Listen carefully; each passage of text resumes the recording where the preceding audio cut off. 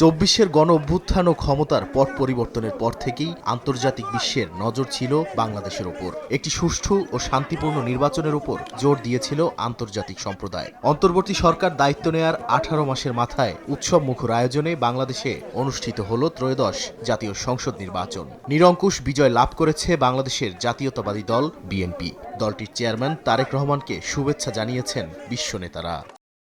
শুক্রবার সকালে সামাজিক যোগাযোগ মাধ্যম এক্সে এক পোস্টে তারেক রহমানকে অভিনন্দন জানান ভারতের প্রধানমন্ত্রী নরেন্দ্র মোদী। বলেন, তারেক রহমানের নেতৃত্বের প্রতি বাংলাদেশের জনগণের আস্থার প্রতিফলন এই ফলাফল। ভারত গণতান্ত্রিক প্রগতিশীল ও অন্তর্ভুক্তিমূলক বাংলাদেশের পক্ষে সমর্থন অব্যাহত রাখবে বলেও জানান মোদী। দুই দেশের বহুমাত্রিক সম্পর্ক আরও জোরদার করা এবং অভিন্ন উন্নয়নের লক্ষ্যগুলো এগিয়ে নিয়ে যাওয়ার অভিপ্রায়ে তারেক রহমানের সঙ্গে কাজ করার প্রত্যাশা ব্যক্ত করেন ভারতের প্রধানমন্ত্রী।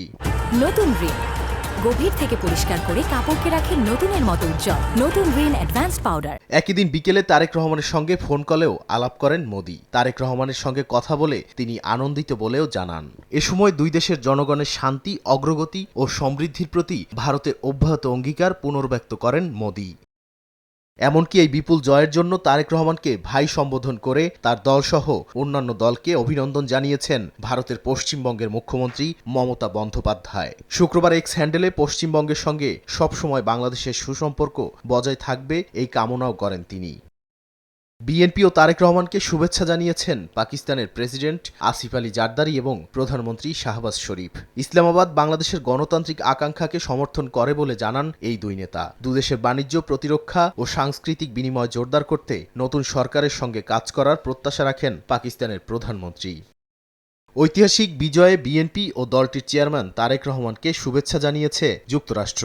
শুক্রবার সকালে ঢাকার মার্কিন দূতাবাসের ফেসবুক পেজে দেয়া পোস্টে এই শুভেচ্ছা জানানো হয়। ওই ফেসবুক পোস্টে একটি সফল নির্বাচন আয়োজনের জন্য বাংলাদেশের জনগণকে অভিনন্দন জানায় যুক্তরাষ্ট্র। একই সঙ্গে নিজেদের সমৃদ্ধি ও নিরাপত্তার অভিন্ন লক্ষ্য বাস্তবায়নে নতুন সরকারের সঙ্গে কাজ করতে ওয়াশিংটন আগ্রহী বলেও উল্লেখ করে ঢাকার মার্কিন দূতাবাস।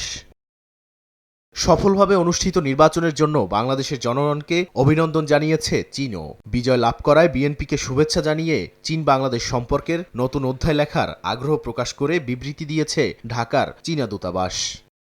বাংলাদেশের জনগণের গণতান্ত্রিক বিজয়ে তারেক রহমান ও বিএনপিকে অভিনন্দন জানিয়েছেন মালয়েশিয়ার প্রধানমন্ত্রী আনোয়ার ইব্রাহিম।